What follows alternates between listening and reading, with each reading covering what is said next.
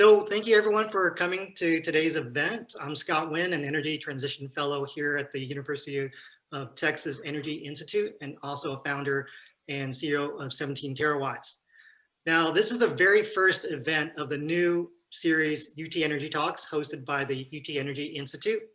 And the goal of this series is really to try to explore the latest and biggest trends that as we transition from that old energy infrastructure to the new energy economy. And so we'll be hosting these roundtable discussions every quarter. And today we're going to focus on virtual power plants, or VPPs as they're commonly referred to. And we're going to explore what we've learned from past and current deployments, and really what's the next big opportunities that are on the horizon. And with me to do this are four leading experts in the field. We've got Tad Glauthier, VP of Market Development and founding member at STEM, an AI-enabled energy storage service company. He previously led the deployment of the first 1 megawatts of aggregated energy storage in Hawaii. We also have Amit Narayan, founder and CEO of AutoGrid, makers of the software platform that allows for the management of network distributed energy resources. AutoGrid has over 5 gigawatts of DER around the world currently under contract. Next is Ross Baldick, professor of electrical and computer engineering at the University of Texas at Austin. His research for the past 30 years has focused on electricity markets and the impact of renewables on the power grid. And last but not least, Vijay Betanabhatla, associate director of Guidehouse, where he leads their Energy AI Center of Excellence and is also a fellow at the Energy Institute. And he previously spent 10 years at ERCOT supporting their control room operations. Now, if you'd like to get in touch with the panelists, I'm going to post here their LinkedIn accounts in the chat box. Let me do that right now. And if you do have any questions for the panelists, just type it into the Q&A box. We actually received a lot of questions during the registration period, but we definitely have more time. We have time for more. All right, so let's dive in. Hey, so Vijay, can you start us off and tell us what a virtual power plant is and why is it such a hot topic? Sure. Thank you, Scott, and happy to get us started here. So for consistency and completeness, I'll first read out our research department, which is Guidehouse Insights definition, and then we can break it down further. So Guidehouse Insights defines VPPs as a system that relies on software and a smart grid to remotely and automatically dispatch DER flexibility services to a distribution or wholesale market via an aggregation and optimization platform. I know that was a lot, but in more general terms, it's a network of decentralized mix of resources, which could include a combination of load generation energy storage devices, right? And it could either be behind the meter or in front of the meter. And all these could be aggregated, optimized, and operated as a single resource to provide grid services. Now, Guidehouse Insights further categorizes these VPPs into demand response VPPs, supply side VPPs, and mixed asset VPPs. But really speaking, the mixed asset VPPs are the ultimate end goal and have gained the most popularity in the recent years. So as the name suggests, these VPPs use a mix of resources of different types and technologies and emulate a traditional power system to provide full services to the grid. Okay. Now, to your... Oh, sorry. Yeah. Thanks, Vijay. I mean, we're going to start going into those various aspects of mixed assets and such. But before we do that, Ross, I mean, you've been working on the electricity markets for a long time. So when did you first hear about VPPs and what were your initial thoughts? Probably maybe 5 years ago, although I think the term has been bandied about for a lot longer.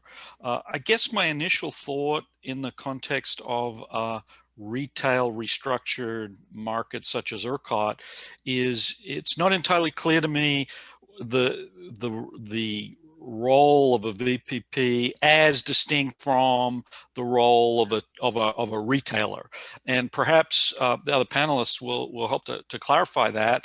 But at some level, I'm a little concerned that it's a slogan in a retail restructured world that is almost a synonym for what any retailer should be doing. That is to say, appropriately thinking about aggregating the resources that it has retail relationships with.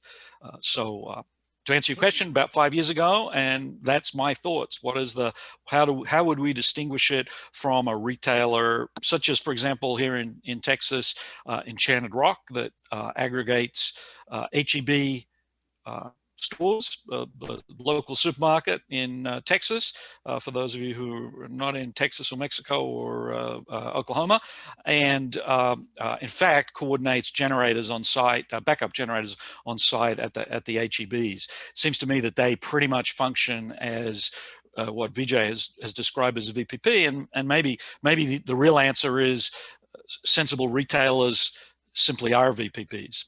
Okay, so yeah, so let's look into that. So Tad, means this is an interesting point. STEM started off as a battery company back in 2009, and I've had several pivots before becoming this energy storage service company. When did VPPs come on your radar, and can you describe what that very first pilot was like?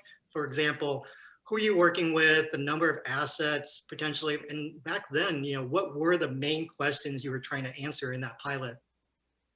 Sure, thanks, Scott. Yeah,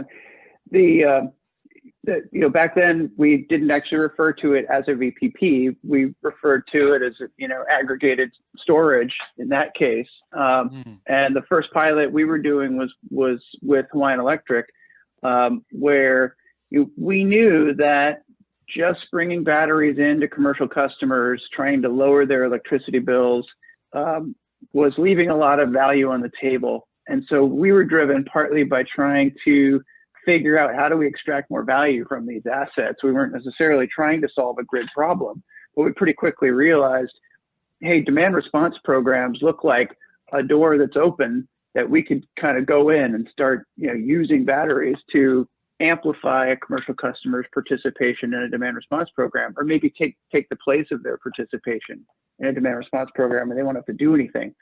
So when we went to the Hawaiian Electric companies, we actually modeled our first pilot project after their demand response program so that the grid operators would have something they were already familiar with that they could kind of use in the same way, and we could demonstrate, look, it's going to have all the same rules. It's going to have the same number of events. And so we built out a 1 megawatt VPP. It was 30 commercial customer sites. And we went out and enrolled on, those customers over the course of about a year, everything from grocery stores to hotels, to light industrial, auto body shops. And we gave them different size systems depending on the size of their business's load. The largest system was only about 110 kilowatts. The smallest system was 18. And those 30 customer sites added up to a megawatt. And so then we could turn to the grid operators and say, here's an interface that shows you how much of the battery is being used at any given moment by the end customers. And you can have all the rest. If you want to deploy all those batteries right now, you can, and they could basically, with a web interface, they could push a button and all those assets would start to discharge at the same time, so creating relief on the grid. And they could also schedule events up to a day in advance. So that was kind of the nature of that first VPP structure. Okay, and so Amit, so kind of similar question to you. I mean, I think AutoGrid started with demand response too, maybe on the residential side, and you actually started AutoGrid about a year after STEM was founded. Can you describe your very first pilot? Once again, who you're working with, number of assets, what type of questions you were trying to answer in that situation? Yeah. Thank you, Scott. First of all, great to be here. Thanks for giving me the opportunity to talk about one of my favorite topics for obvious reasons. So we started the company in 2010, late 2010, early 2011 out of Stanford. And I had this luxury of sort of looking at a grid from a clean sheet of paper to see if we are going to have very large penetration of renewables, what do we need to do? And so the first question that was on our mind was like, okay, we are putting all these smart meters. That was the first wave of smart meter deployments. We are going to get a lot of data from the sensors. Can we use that effectively, and it became very clear that to deal with the intermittency of renewables, we will have to utilize data and become more intelligent. And then it also became very clear that the traditional command and control paradigm of the grid, where you have dispatchable generators, which are utility controlled, is not going to work, because a lot of action was shifting to behind the meter with customer owned assets. And if you don't bring the demand side into the equation, then the system would just not simply be practical. But to put another megawatt of natural gas for every megawatt of wind is just cost prohibitive, and it defeats the whole purpose of having wind in the first place. So that's how we sort of honed in on the central problem around managing future grids would be, how do we harness the flexibility wherever it exists, whether it's on the demand side or supply side, and bring it into the system. So unlike most of the other players who were, have been in the market over the years, including STEM, where the initial starting point was a particular class of assets, we actually said that we need to virtualize the interface of all the assets that are going to be part of the system. So it doesn't matter whether it's a thermostat or it's a EV or it's a battery. How do we bring that into the system and optimize it? And Amit, can you describe your first pilot now? Yeah, so we did a number of pilots actually. Like when we initially we were funded by Department of Energy. Our first pilot was with City of Palo Alto. We used, part of this standard, this sort of virtualization was also around how do you standardize different types of programs and different types of interfaces. And there was a standard coming out of Lawrence Berkeley Lab at that time, which we were the first ones to sort of jump on, called OpenADR, and say that, can we use that? So our pilot with the City of Palo Alto included EV chargers back in those days, 2011, 12. We actually worked with Austin Energy in your backyard.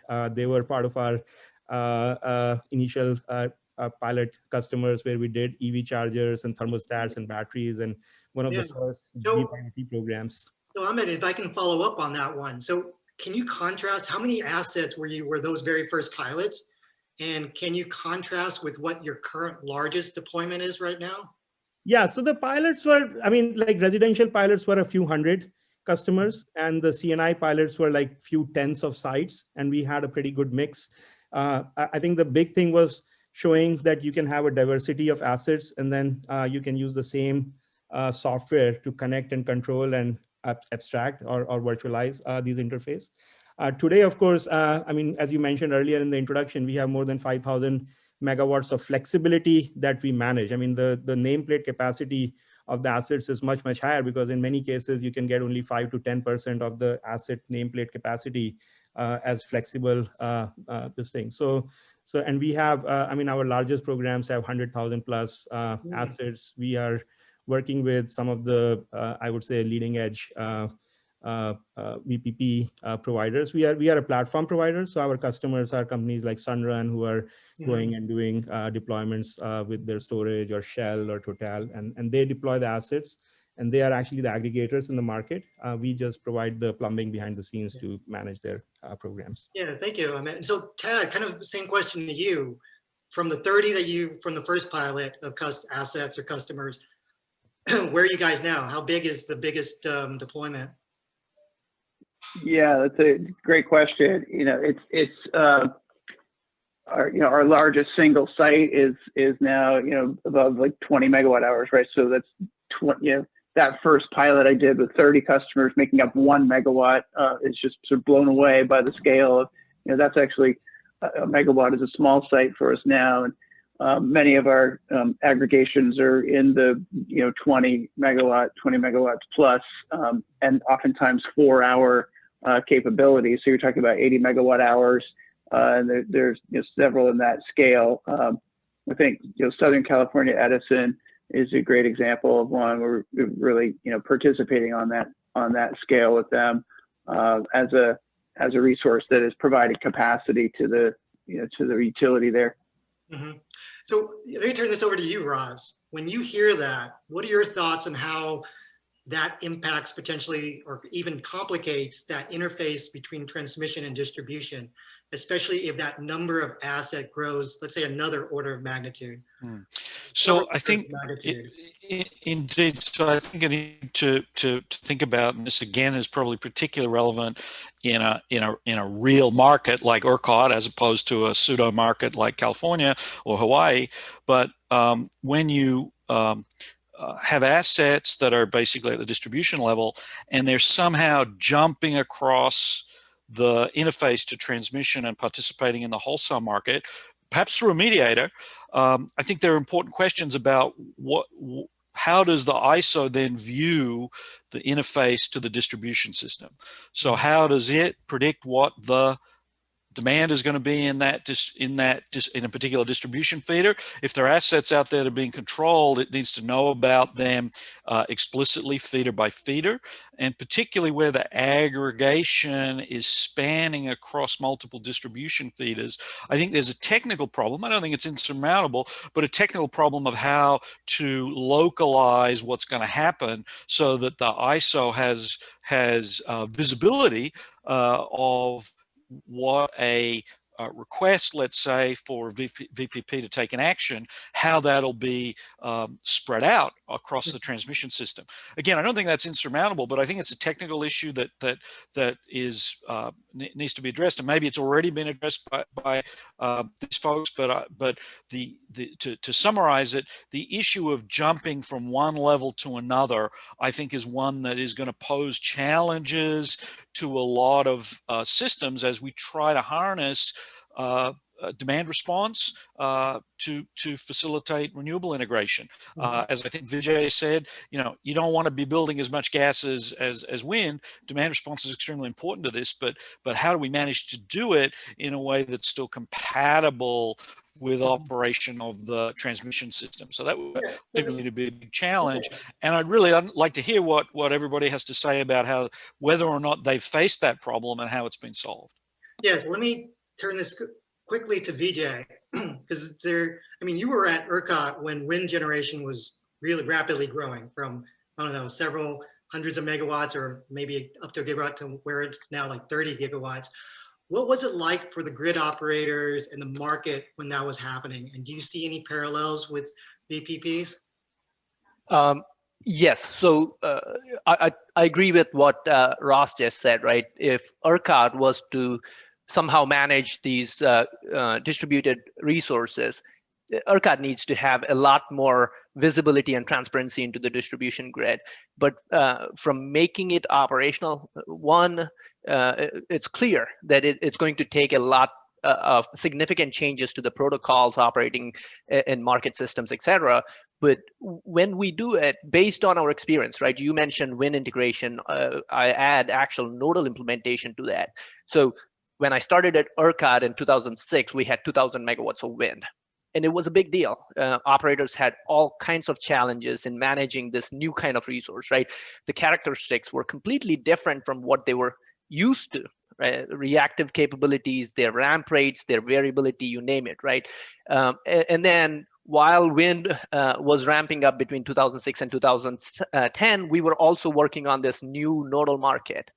But once we went live with the nodal market, the ability to manage these new variable resources was so much improved because of our experience in integrating these wind resources, but also the granularity that nodal market afforded us, both in terms of 5-minute dispatch as well as getting to the generator level to manage congestion, et cetera. So I think there are parallels. It's going to be a new beast that we have to learn to manage, but it's going based on our experience already integrating newer technologies and resources, and based on the tools that are at our disposal, at ERCOT's disposal, right?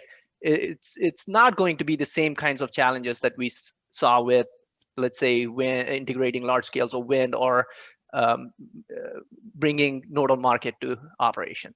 Mm-hmm. So, and then just quickly, Tad or Amit, if you have something quickly as a response to Ross's question.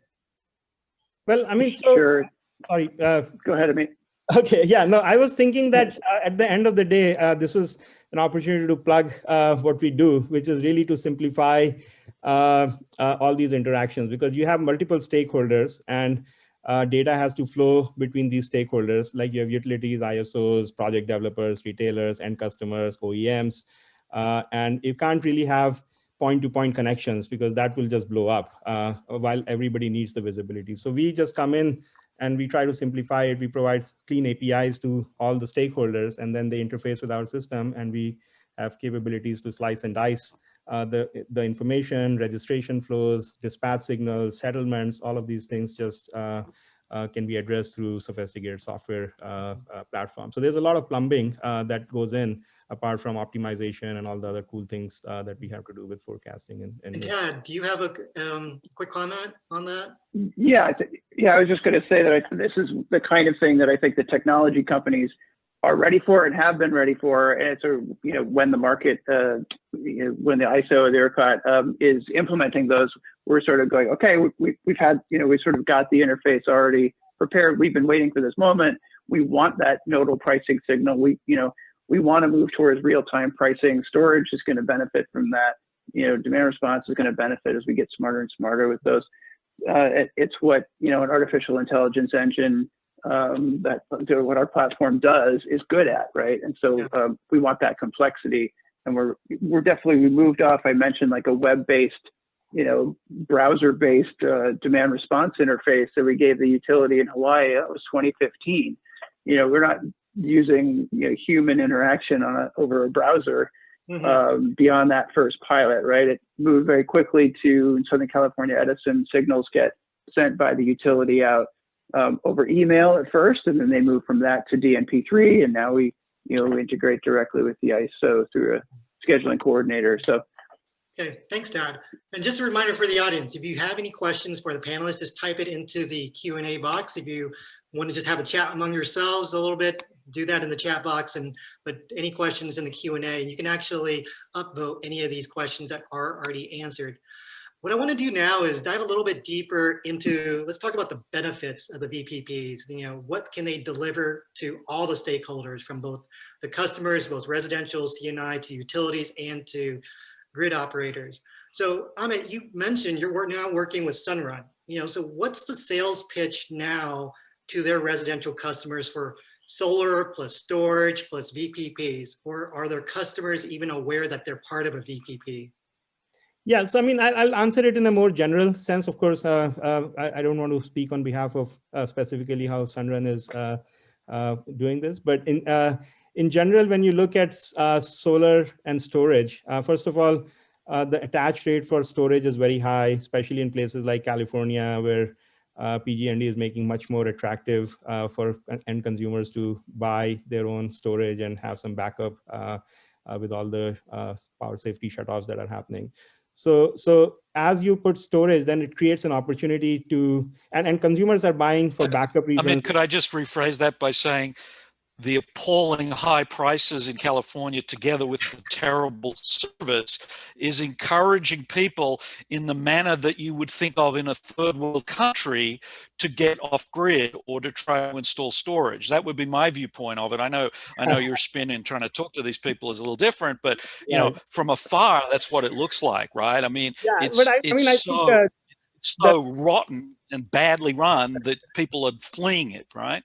That's true. I think there are challenges in California, but I think VPP is a global phenomena. And we are. Have you sold product to retailers in ERCOT to restructured retail? Actually, one of our big markets, we are working with City of San Antonio. They have more than 20. That's not retail restructured. That is a NOE. Have you sold to an actual competitive retailer who has to make his dollars by selling things that people want, as opposed to taking advantage of regulated cross subsidies? Yeah, so the answer is yes, and we have worked with Nextera in Texas and NRG and so on. So I think the VPP is happening pretty much, and I think you said earlier, like when you have a retail operation, merging VPP with that is just natural because it's a price hedging mechanism.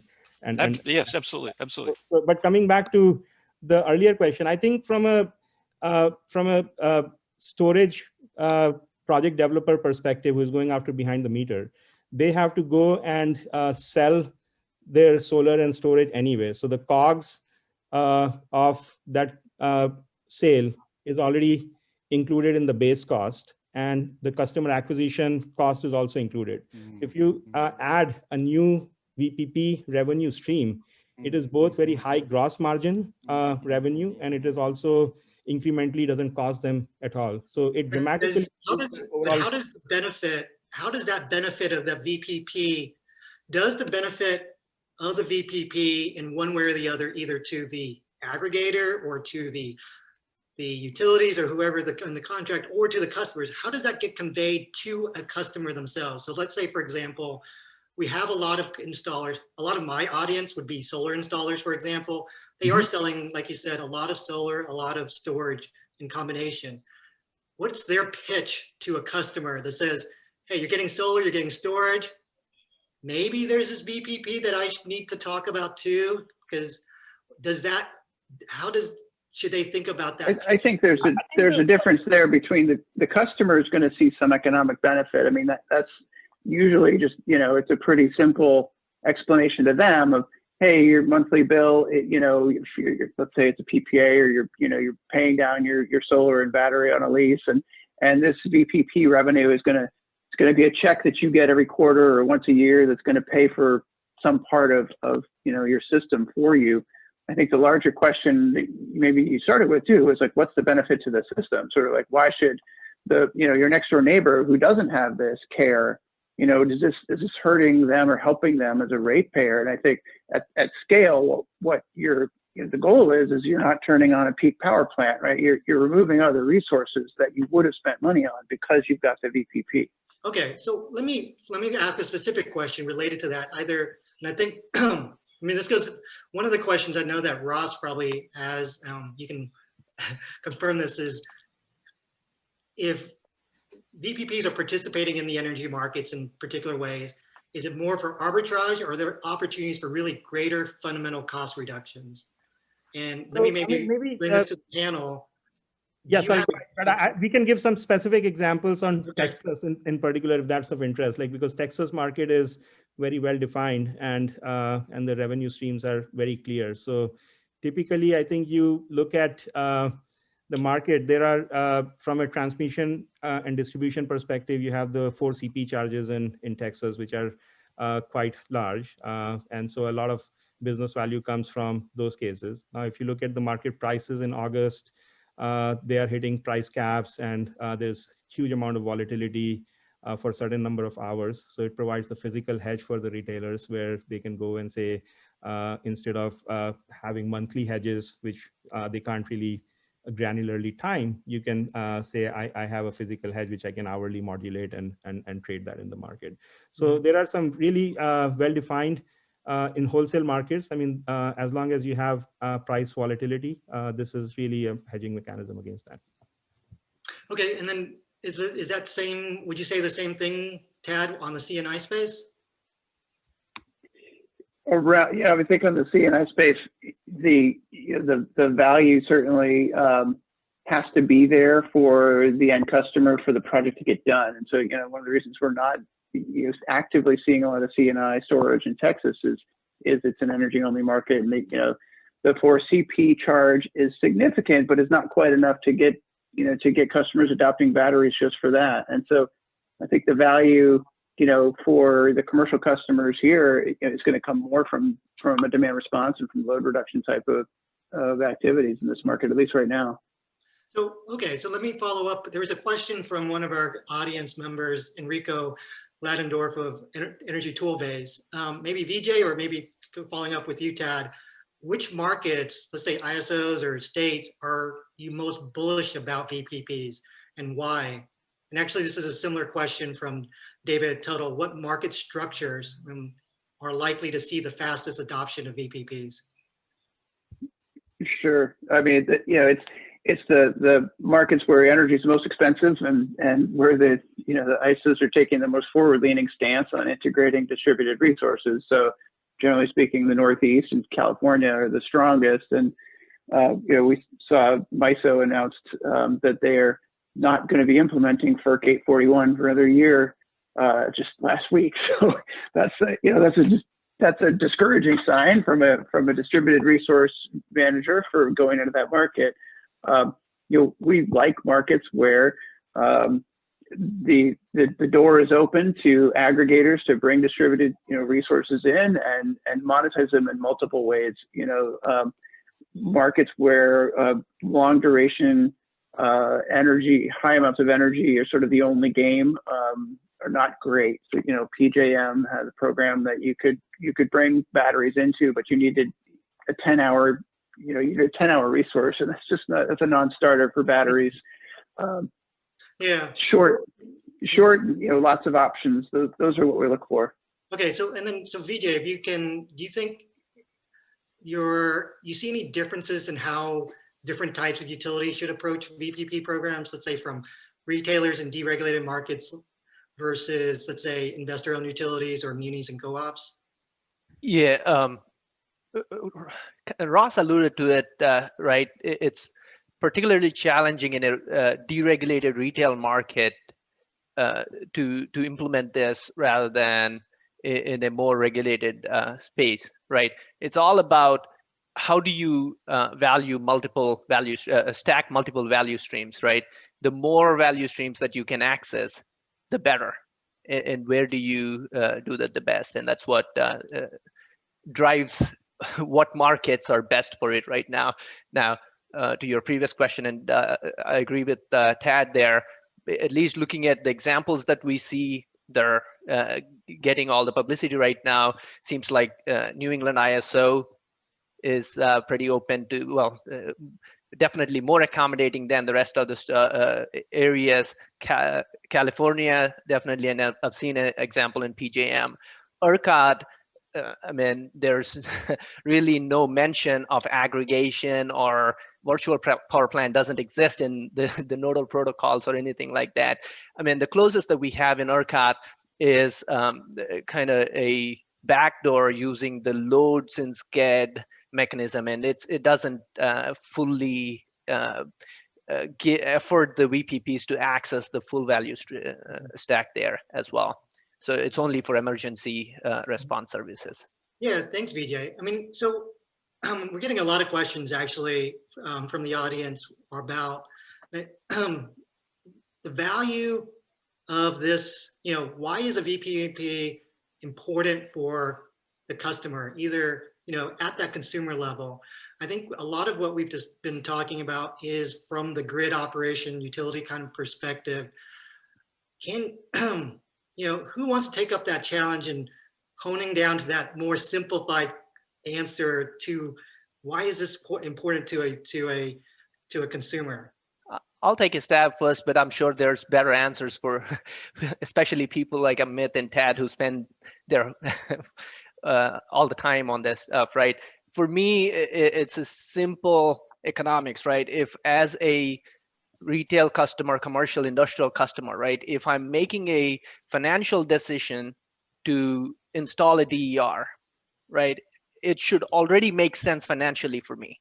And then a VPP comes around and gives me additional revenues on top of it, I'll take it, right? I'm not having to deal with anything else other than letting somebody else control my DER within certain limits that are acceptable to me, which is going to bring in new financial, new revenue streams into my bill. So Amit, Tad, I want to hear your opinion on that.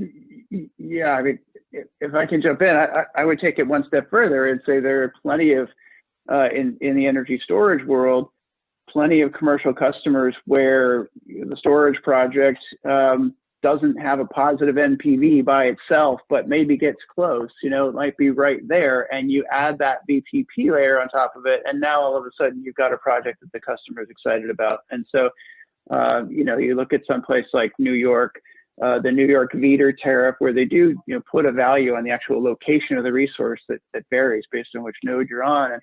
And the projects that are happening in New York, the storage projects are happening on the nodes that pay the most. They're not happening in the nodes that don't, because it's tipping the projects to a positive NPV.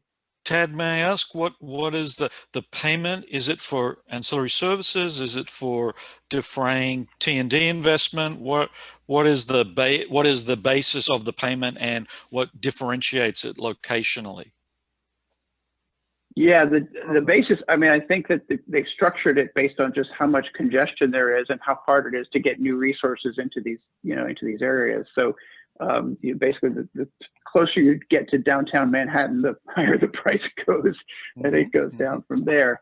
But it's for responding to a capacity call, basically, that you've got to be ready for a certain number of events and reduce load when called upon. That can be capacity, ancillary services. I mean, the grid service is an abstracted concept. So like you have a set of resources which you virtualize and then provide whatever grid services. And there are many different variations. Can you give a few examples of those ancillary services so that the audience is aware? Yeah, so I mean, the interesting thing about VPP is that it's not the same for all the markets and for all the assets. So different assets have different capabilities. So if you are talking about mixed asset VPP, let's say you have a front of the meter battery, it can provide frequency control regulation, which is very fast responding ancillary services that's happening. Or if you have a battery in general with controls, you can aggregate and provide much faster responding spinning reserves and things like that. So, and then capacity is obviously the mainstream, just low hanging fruit. Like you generally know a day in advance or what's needed, and you can get payments for that, so you can get visibility over many years and do that. So there is a whole spectrum, and I think in terms of this previous question on what's attractive, what's not attractive, I think right now from our perspective, we are in 12 countries, pretty much all the major ISO markets, and there is something or the other which is attractive in all the markets, because the problem of balancing supply and demand is a universal problem. And as you put more renewables, you have to figure out a way to solve this problem cost effectively. So yes, it's possible storage, CNI storage is not attractive in some market today, like Texas, but load resources are attractive there. Or if you go to some other market where demand charges are very high, CNI is very attractive. Residential is attractive in some other markets. So if you look at it from a broader perspective, this is this is the killer app basically, right? Because you just have no other way of balancing supply and demand unless you bring all the resources into the mix. And from an end customer perspective for DERs, I mean, I like to think of it as like having your car become part of an Uber network. So it's just that you don't have to drive that car. There is self-driving technology which is driving it, and it's making money for you. So you have a battery sitting in your basement, you have a thermostat which is there. There's technology which is going to generate money for you. And the innovation is in how do you provide that incentive to the customer. Yeah. So I mean, let me follow up with you, continuing with you here. So this is a question from Chris King. Are there any EV charging case studies where EVs are acting as VPPs? And I know that you just received an ARPA-E grant for EV fleet management. And what's the other thing that's kind of fascinating is that I've seen stats out there that's projected that in the near future, 75% of residential energy storage is going to be in the form of an EV. So how is that going to be different than, let's say, managing a set of a set of Powerwall stored, installed at a home? I mean, not that different, actually, to be honest with you. It's like basically an EV is a battery that comes and goes. And most of the people think of EVs as a transportation device. I like to think of as a battery on a wheel. So if you can make money with a stationary battery, which is parked in one location for all its life, you can certainly make more money if you can move it around. Now, of course, there is many different degrees of freedom, and different OEMs allow it. And obviously, there is a customer education aspect of it. So the basic demand management with EVs, that's happening. A lot of utilities are doing pilots and trials with that. That's not what you hear about V2G, or that's just like, if I'm charging at some rate, I can always charge at a lower rate if the grid is stressed, and I can modulate it around it. So it can even provide some ancillary services. So that's happening. We have been doing these type of pilots forever, like starting in 2012 and so on. Now, as more commercial fleets are coming in with EV buses, I mean, the larger things where the cost of fuel is basically the cost of electricity, and O&M is very low. We see that the next generation of VPPs, where people are doing V2 buildings for demand charge management, or V2G, they're actually providing capacity services. is now beginning to take shape. I think if you fast forward 5 to 10 years, I think that this is going to be the single biggest resource, because this is where all the capacity is going to come in. Today, of course, these numbers are very small. Ross, I know that you've done actually quite a bit of research and modeling of EVs connected to the grid. Do you have any comments on that? Well, I think Amit has hit the nail on the head. I'm like a lot of people, I think, including Amit, pretty skeptical of V2G. I'm not sure that you said that, Amit, but I'll read that into it. But the controlled charging is obviously a huge opportunity with duct curve issues, with high wind in ERCOT, with all sorts of things to better utilize renewables, particularly when they would otherwise be curtailed, as a way to decarbonize transportation. I mean, it's absolutely a marriage made in heaven. I think my only question would be, is it necessary to have explicit coordination through a VPP, or could you do it with real-time tariffs? Could you do it with time of use tariffs? I think my technical question is what bang for the buck over and above a time of use or real-time tariff do you get by explicitly having the coordination? No question you could get some additional services, but I think the question would be, is it worth it? Now, to the extent that you can make that virtualization, make the communication transparent, cheap, essentially incremental cost zero, the answer is absolutely, go ahead with it. To the extent that there are other costs, we might need to think about it. But as an in principle, absolutely, I'm 100% on board with what Amit's doing. Yeah, well, I just want to make sure I make what. So I did not want to come across as skeptical about V2G. I'm a true believer that this is going to be a big opportunity. I just think that the market is not there today because the OEMs are not supporting it. But the day OEMs support it, it's going to become a huge market. And I think the pricing thing, that debate has always been there for as long as at least I've been in this industry, which is not that long. But like pricing can solve all the problems, except that like we can't even get basic TOU pricing adopted by the customers. So I think the value of VPP is that it fits in existing market structures. You don't have to go and change tariffs. You don't have to go and deal with regulators. You basically have a way of bidding generators in the markets, and you don't have to change that interface. You can take a resource, virtualize it, and make it look like a generator to people who are used to buying from generators. Yeah. And so that's really the whole. So Ted, let me jump one more step there. Maybe it's not the pricing, but well, pricing is one of the gaps. Here's a question from Doran Bergman. What are some of the more other typical gaps in data gathering that will help, or either currently preventing, virtual power plants at scale? That's a good question. I mean, we have a focus on energy storage at STEM, but we also certainly look at the other kinds of assets that you can aggregate.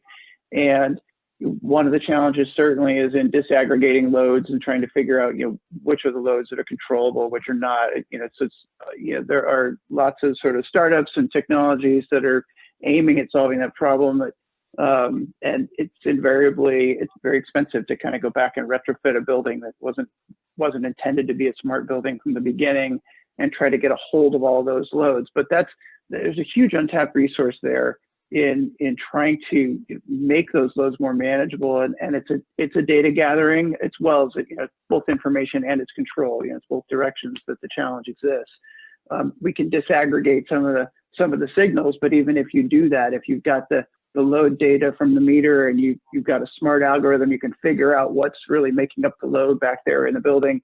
It still doesn't give you control of it. So yeah, I think that's an area where there's a lot of development still, and where certainly is, if you've got a storage device in a building, you sort of have this beachhead, and it makes sense to kind of expand from there into that load. But actually doing so is it's a big data challenge. Yeah, thank you. So, and Vijay, I can observe that Amory Lovins and others have made the comment that the best time to do that sort of stuff is when someone's going to do a refit on the building anyway.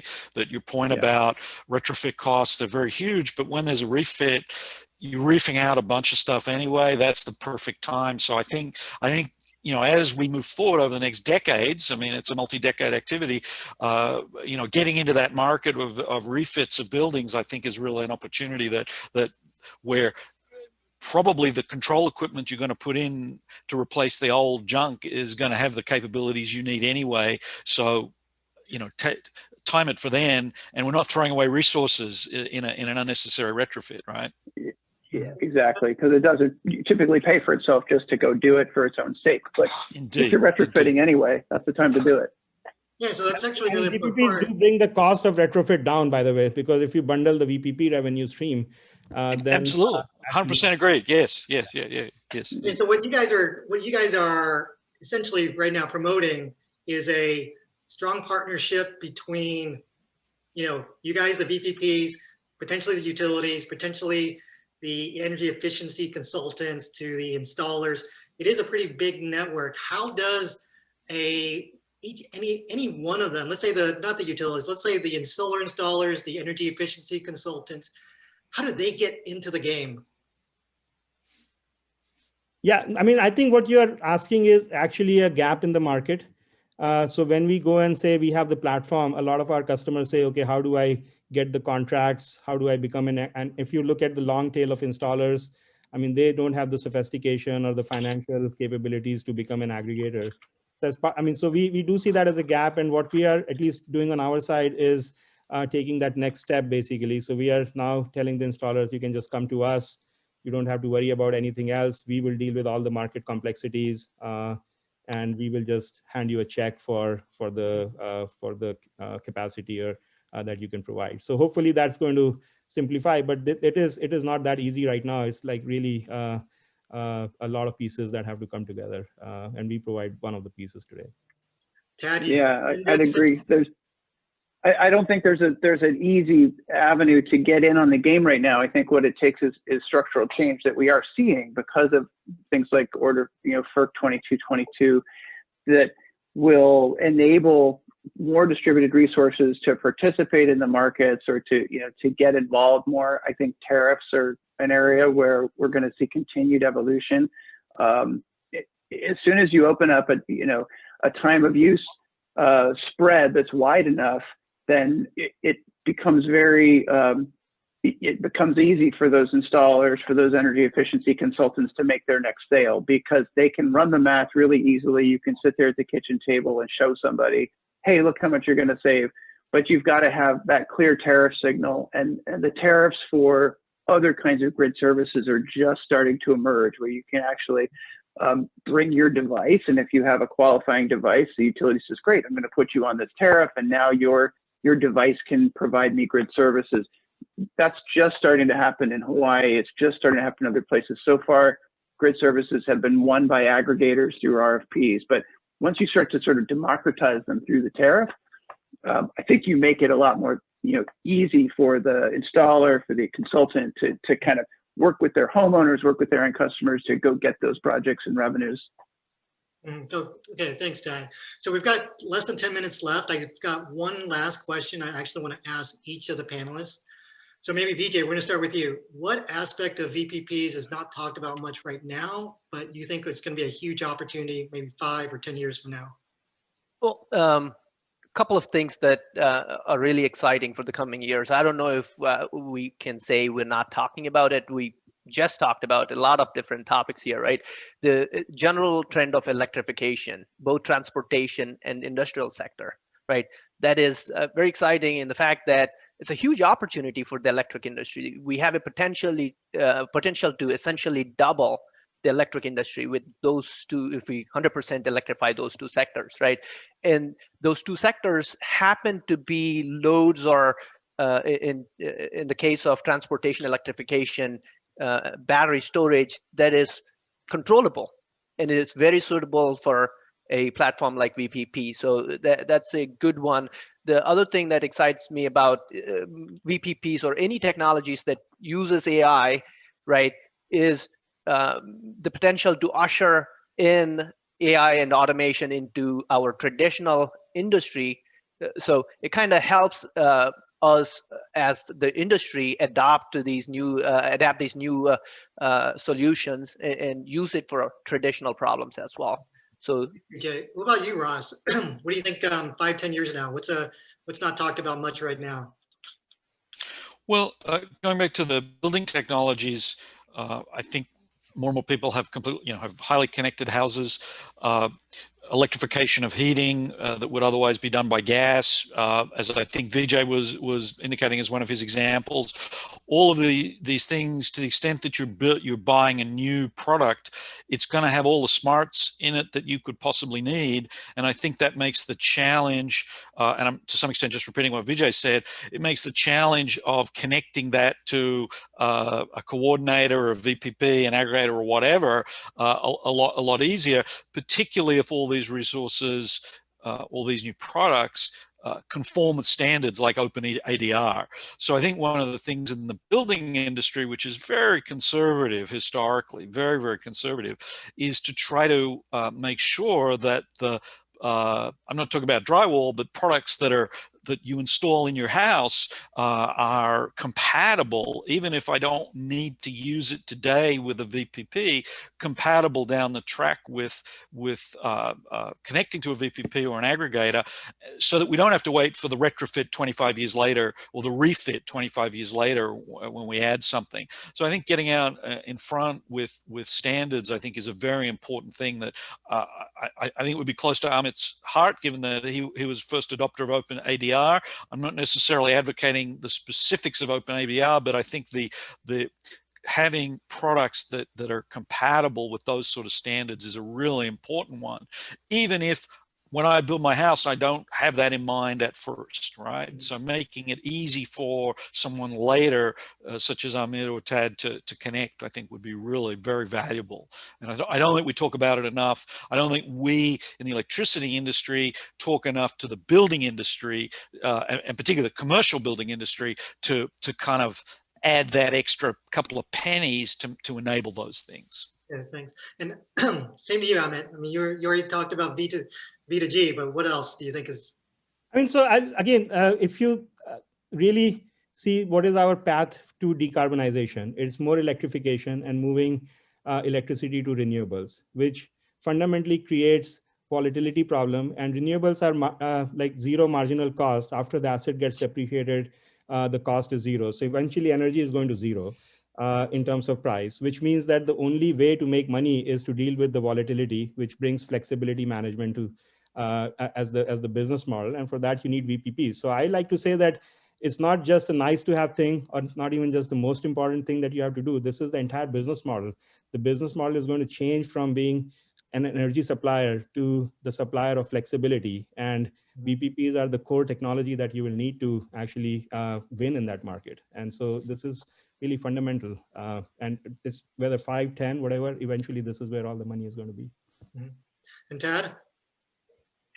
I'll hit on the same kind of decarbonization theme that Amit mentioned, with a slightly different angle, which is that we're already starting to see greenhouse gas signals that our VPPs need to follow, in addition to economic or market-based signals. And it's kind of interesting that both in California and with the GHG signal that the ISO is putting out now in Massachusetts, you've got, we have projects where we'll go out, we'll be getting storage incentives through Mass Smart. We might be participating in ISO New England. And then they've layered on the Clean Peak standard. And so now you really are trying to use your VPP both for an economic, sort of market-based revenue stream or value stream, but also for a carbon reduction value stream, which is not necessarily the same. And that's where I think we're going to see more and more of those. Hopefully we see them converge, right? Sort of putting a price on carbon starts to do that. But right now, when they're different, that's where artificial intelligence is really important. And you absolutely have to have the right kind of platform to be able to respond to both of those. So I think we'll see more and more of that. Okay, cool. Thank you, Tad. Awesome. So our panelists have definitely left us some food for thought. Thank you to the panelists for being here today. I know that there were a lot more questions being asked in the Q&A. I've tried to get some of those aspects asked today and answered. But if you do have any other follow-up questions, I'm going to paste again the LinkedIn accounts in the chat window, so you can definitely contact all the panelists with other questions or other business opportunities. And then finally, what I'd like to do is just thank everyone in the audience for joining us today, and also our host, the University of Texas Energy Institute. Once again, this was our first event of this new series, UT Energy Talks. If you liked it, just let us know. I think we'd really like to get your feedback. And if you even have a topic you'd like for us to explore, send me a note through LinkedIn. So with that, stay tuned for details of what our next event is. And thank you and have a great Friday. Scott, thank you for inviting me, and to all the panelists, thanks for participating. Bye-bye. Thank you all. Likewise. Bye. Bye. Thanks, everyone.